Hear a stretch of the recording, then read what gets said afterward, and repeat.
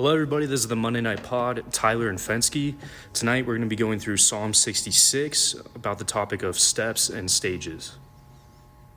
Yeah, I started tonight with just show of hands of everybody of how many had heard me say steps and stages before.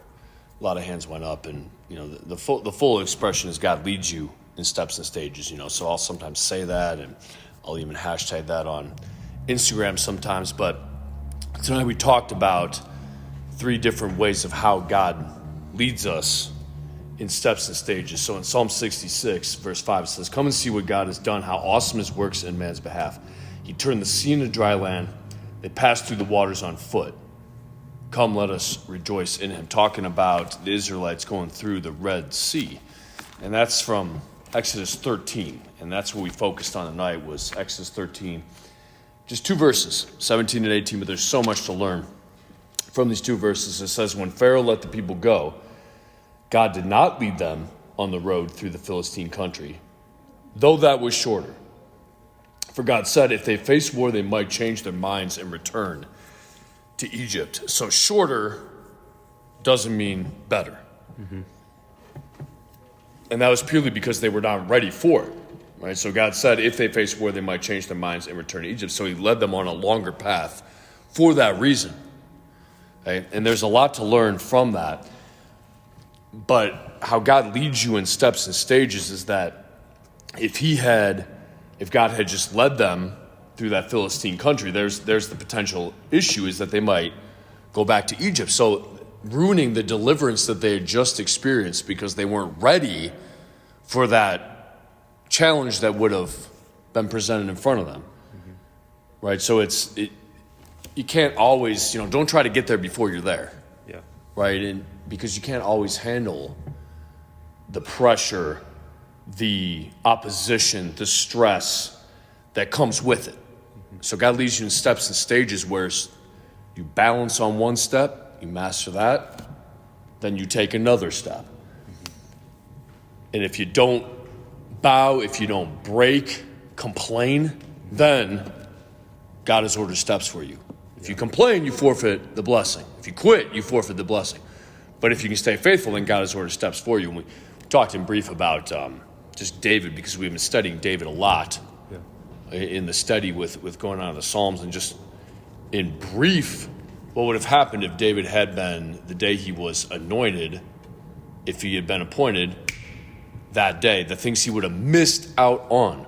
So a brief list. So he killed Goliath, which turned him into a celebrity. Mm-hmm. He then learned to lead, where he was leading a fighting group of men and starting to get experience fighting against the Philistines. And then he was also seeing it all because he's in the palace at that point. So he's seeing the good and the bad. So he's getting the opportunity to observe from an administrative standpoint what could be done better, what could be improved upon, what should be eliminated. He meets Jonathan, which was a critical thing in his life, is someone that, he described his love better than that of a woman, right? Then the cave of Adullam, where he builds up his core of people that he's going to take all the way to the top with him. Meets Abigail, marries Abigail, who was a great asset in his life. Then lived with the Philistines, so understanding them inside and out, where he's literally living with them in Ziklag, where also then his army starts to grow into swell of what was going to be the core of his group, and then wins the civil war over Ishbosheth, Saul's descendant. Now he is ready to step to the Philistines that when he becomes king, because it says as soon as he became king, because this is what was waiting for him, as soon as he finally got into that position, what was waiting for him was the Philistines. It says as soon as they heard that, they went up in full force to search for him. David defeats him, and then defeats them again, it was a slaughter of them, and set up everything to then fulfill what God's word had been to Abraham in Genesis 12 about what he then had for Israel in the promised land. Yeah. And that was all from just the steps and stages that God led him on, where if you take those events out of his life and he's simply anointed by Samuel and placed in the position, it would have been disastrous, right? But he had steps and stages where takes a step, balances on that one, then takes another step, then takes another step, right? So that was the first point tonight. Shorter doesn't mean better. Yeah. and understand that the Lord loves you and he wants all those things to be a blessing for you, right? So he wanted Israel to be free from slavery and to eventually get into the promised land, but he wants it to be a blessing to them forevermore, right? It would be a curse if they went into battle against the Philistines right away. It would have been a curse to David if he was anointed and immediately appointed, right? And I think for most people, it's easy to give thanks for that and recognize that in hindsight, in 2020. It takes a mature man to realize that God knows best, right? So you might think you're ready, but God knows, right? He knows the end from the beginning. And I think there's just a fear of the Lord that goes hand in hand with this, just understanding there's a God in heaven and I'm not him, right? And the Lord knows what the right timing is. The Lord knows when I'm ready. And so I think the takeaway from that point is, what can I do today to be more faithful with where the Lord's placed me right now, right? Because if I can learn and become and develop on the step I've been given, then I'm ready for the next one, right? There's a saying I really like: you don't want something when you're too young, you don't want it to be given to you too fast, or while you're too dumb, too young, too dumb, too fast, right? You want to be able to maintain and be able to handle that level, right? And that only comes through the steps, right? There's no other way around it. And the second point tonight was, we said, watch out, because you can stop you. And that's where, for God said, if they face war, they might change their minds and return to Egypt. This is really a key point in just the intersection of God's direction for you in your life, is to understand that so many times we complain about exterior things. We're blaming somebody else, we're blaming this or that situation, and not realizing that what God has promised you, as he says in Joshua 1, he says, no one will be able to stand up against you all the days of your life. As it says in Isaiah 54, no weapon formed against you shall prosper. While at the same time you have free will. And that free will says that you can screw this up for yourself, as you see with, in 1 Samuel with Saul, and how his disobedience screwed that up. 1 Samuel 15:26, Luke 22, where Judas's greed screwed it all up for him. Right? So our free will is still existing at the same time that God has ordered steps for us, but you can screw it up for you. And that's where people get into a lot of problems, because they're not managing themselves. They're blaming everything else, but they're not managing themselves. And whether you want to call it self-discipline, I prefer to say that the fruits of the Spirit of just self-control, but they're not managing themselves, and because of that, they're limiting themselves. They're getting off the path, or they're not ever accomplishing what they should. Okay, because as you can see here, God said, if they face war, they might change their minds and return to Egypt. So they're being led on a longer path than it should be, because they're not ready to face war. So what's limiting you is your preparation, because God's giving you according to what you can handle. So what needs to grow is you. So if you want more from God, you need to grow up. Yeah. Right? You need to progress. Right? So I've seen that so many times where people they're sitting back, they're not taking action, they're procrastinating, they're not doing anything, but they're complaining about how they should be in this position, or they should have this title, or why is this not happening for me? Not realizing that they're the ones holding themselves back because they're not preparing on the level that they are ready to be handed something more. So that if they did face war, they would change their minds and go back to Egypt. So it's your preparation that is limiting you. You want more? Then prepare for more. And that would be all the things that nobody wants to actually drill down into. That means time. That means focus. Often means money. Yeah. You got to sow to reap. And that's a lie that this generation is being told over and over that they can somehow reap without sowing, that they deserve to reap without sowing. So you got a lot of dynamic of what it says in the verse that's coming to my head right now of I believe that's Proverbs 21, where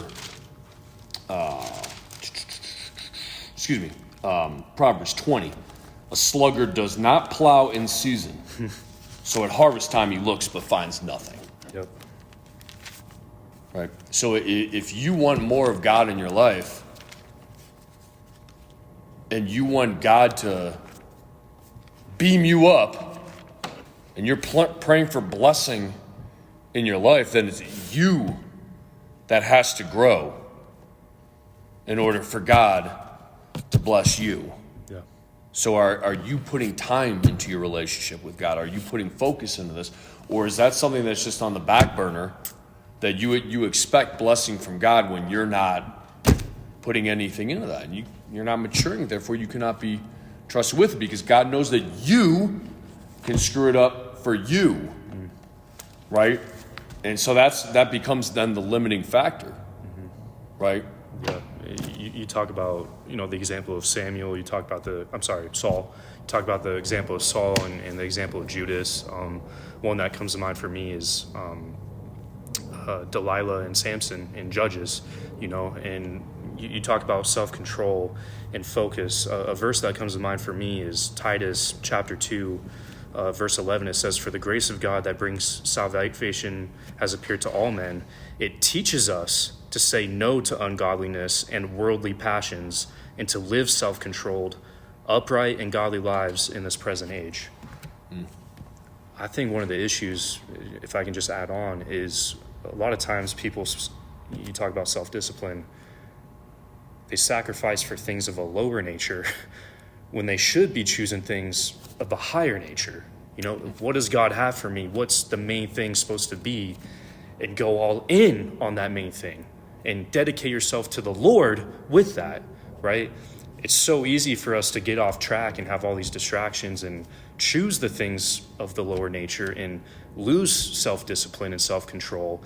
And that's what leads to us getting in our own way and messing up what the Lord said nothing else could mess up, right? And I think there's a level of focus and, like you said, discipline and just seriousness. There's a level of seriousness that you have to take towards all those things. Yeah, so the first point being shorter doesn't mean better. Second point, watch out. You can stop you. And the last one is put it on. So verse 18, it says, "So God led the people around by the desert road toward the Red Sea. The Israelites went up out of Egypt armed for battle." They went up out of Egypt armed for battle, which is interesting because if you go back just one verse, God is detouring them because they're not ready for war, but they come out of Egypt armed for battle. So there's a strong lesson in there that you need to prepare in the direction you're going in. Prepare in the direction you're going in. I ought to be able to look at your preparation and see your destination, right? So even though they were not ready for war, and God is putting them on a detour so they don't face war, they're still coming up out of Egypt armed for battle. Remember, 24 hours prior, they were still slaves. And their fathers before them were slaves. And their fathers before them, 430 years of that. They don't know anything about war fighting. All they know is how to make bricks without straw. But they're going to prepare for it because that is what is ahead in their future of what God has put forth to that covenant to Abraham, Isaac, and Jacob, that they are going to go up to the promised land.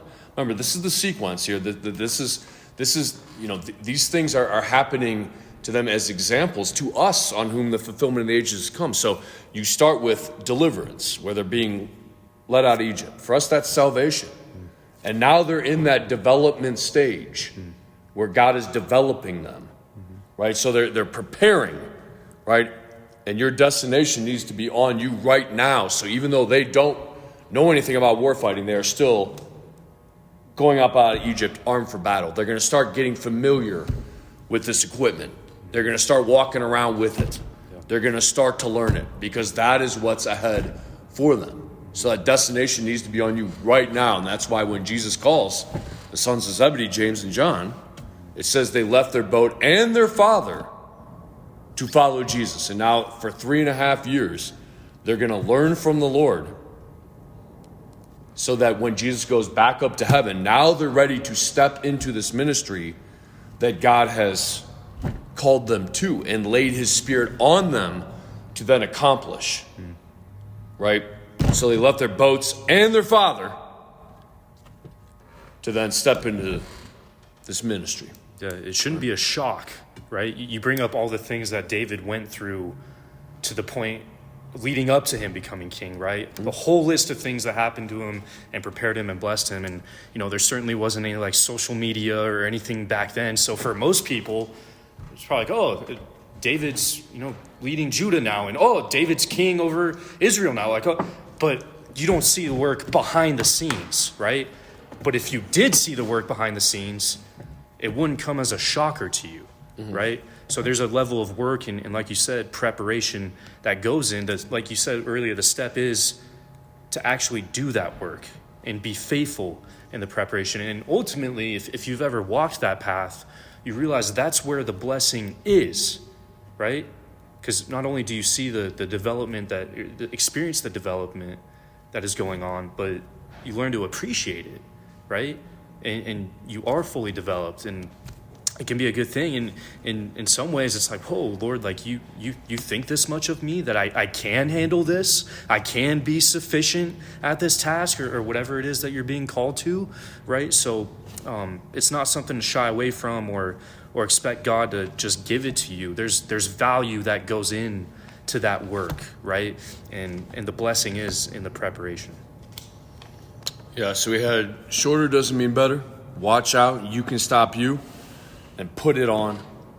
And then to wrap up tonight, we'll finish up in Luke 16, verse 10, where Jesus tells you, whoever can be trusted with very little can also be trusted with much.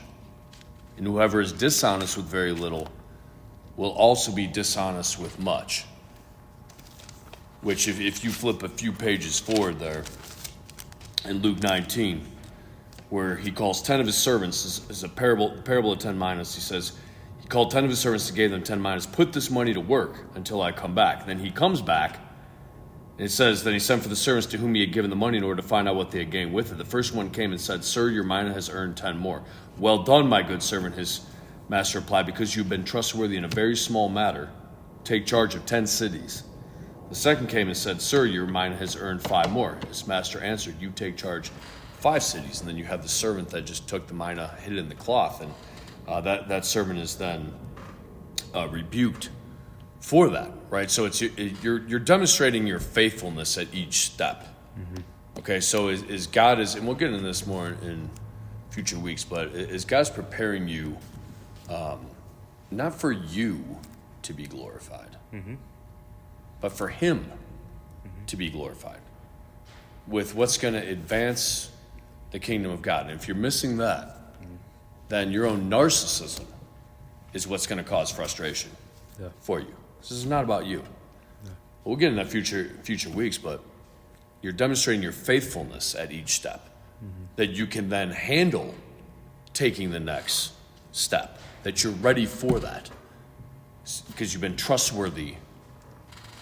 Right? It says right, you've been trustworthy in a very small matter, right?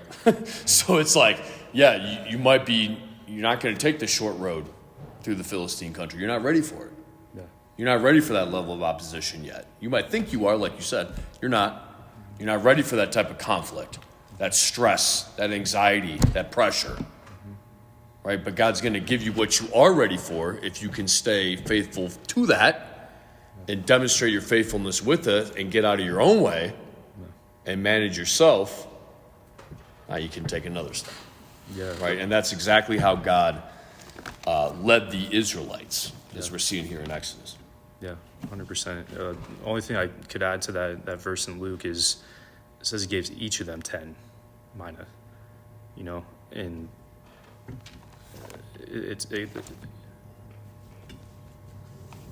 God gives them one, yeah. 10 servants and he called 10 of his servants and gave them 10 minas. So my apologies, they each got the same amount. Yeah. So the only thing holding you back is you. That's a tough pill to swallow, you know. Your level of faithfulness, God's not looking down on you like everything's against you, you know. And I think a lot of people take that mentality, you know. It's like your level of faithfulness towards the Lord with that mina, He's willing to multiply it tenfold if you're faithful enough. Yeah. You know. Well, you've touched on this before, but it very much it's kind of a cultural thing right now, right? Yeah. To be a victim, it gives you attention. Yeah. Everybody likes to have these are the hardships that I've gone for, through whether real or imagined or somewhere in the middle. But obviously, social media has really amplified that, where people, really like to, often see themselves as a victim. While at the same time, there's just an incredible amount of blaming that we all like to do. Because if you're going to say that it comes down to you managing you, now the buck stops with you. Yeah. You can't blame somebody else. Yeah. Which is very humbling, Yeah. right? But humility comes Before honor, right? So you were at the board last week. You brought up the Seinfeld quote multiple times, right? The quote where he says, "Just write every day, whether it's good, whether it's bad, write every day." Oh, sure. I've seen a similar quote of his in the same lane where he's talking about writing every day, where he talks about writer's block, and so many writers or comedians, whoever, will be like, "Oh, I'm in such a rut. I have such bad writer's block. This, that." He's like, "No, you're just mediocre." He's like, "Accept that you're mediocre, and keep on writing until you get good." Right? And so at the end of the day, when it comes to the Lord, it's about the kingdom. It's not about your pity party. It's not about the blame game. It's not about you being a victim. The Lord made you for a reason. There's a reason you're here. And if you would just be faithful, there's so much blessing that comes through the process, right? There's so much blessing that comes through the steps and the stages, right? But ultimately, it's about the kingdom and what the Lord wants to accomplish through you.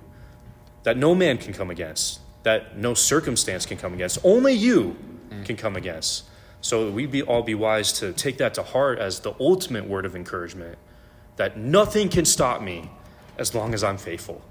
And if I'm faithful, God is going to be glorified and the kingdom will be advanced. That's all the motivation in the world. Yeah. So That's good. That's the Monday Night Pod for this week. Tyler and Fensky talking about steps and stages. We'll see you guys next week.